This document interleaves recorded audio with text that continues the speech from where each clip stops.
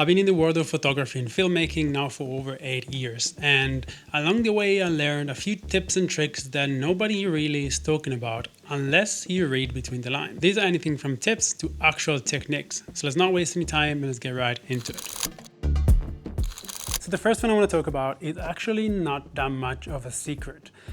This thing that you can see right here, this is a smoke machine. It's a hand smoke machine, and adding haze to the scene, it's known that adds depth to the character, adds a more cinematic look. But one thing that no one tells you is where to place the haze and how to place the haze. If I just add haze like this will first of all confuse my focus, the DJI focus thingy. There we go. I think I'm in focus right now. Adding haze like this just doesn't work. You don't want the haze to be between the subject and the camera, because that will just not look good and the whole image will be washed out. You want the haze to be behind the subject.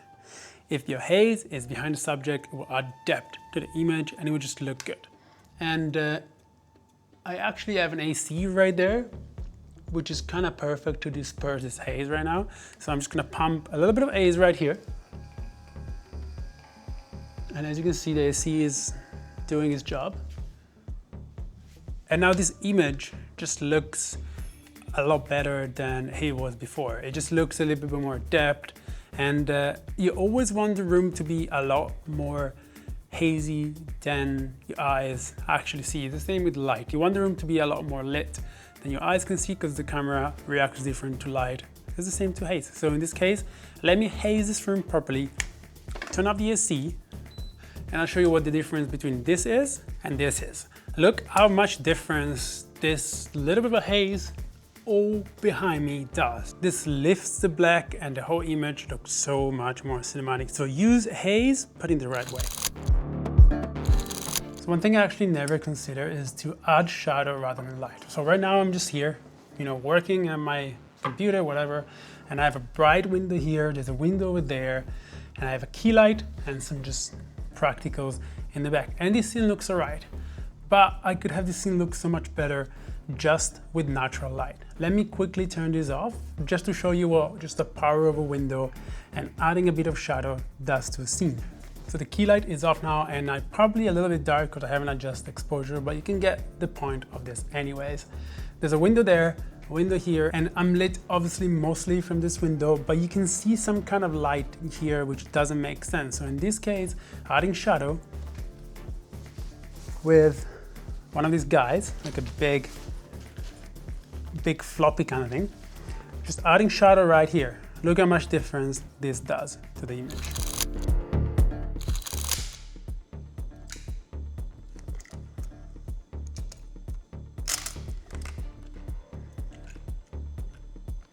Well, believe it or not, one mistake that I still make every single day is to shoot wide open. Right now I'm shooting on an IRIX 65mm T1.5, and I shoot on this thing all the time, and all the time I actually shoot at T1.5, and that is a huge mistake. Right now I'm shooting at T4, and as you can see for this scene, it just doesn't make sense to shoot any wider, because nothing has to be in focus apart from what is in focus, and I want my face to be perfectly in focus. I don't want my nose to be in focus and my ear to be out of focus. That's just not a vibe. And when I'm out and about shooting, I actually make the mistake because I want to shoot at the shallowest depth of field because that's what's cinematic, but actually it's not. So try and understand the scene and adjust your aperture depending on what you want to be in focus. Remember that the lowest aperture is never the right answer. Let me just quickly show you. There we go. Now I am at T1.5 and look at this. Like, I can come a little bit closer and look, it doesn't work. It just doesn't work. So be careful with the aperture that you pick.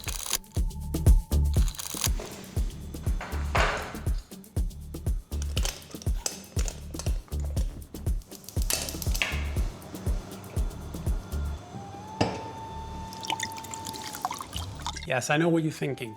Just another guy on YouTube trying to make a coffee sequence for his coolness, but that's not what it is. This, it's an example because I wanted a coffee, and I want to tell you guys that you don't have to always get an easy wide, an easy medium, and an easy close-up shot. You can actually get creative with your shots. Obviously, it depends what you're shooting and who are you shooting for. But always try and think, this is the easy shot, just a wide shot of me making coffee.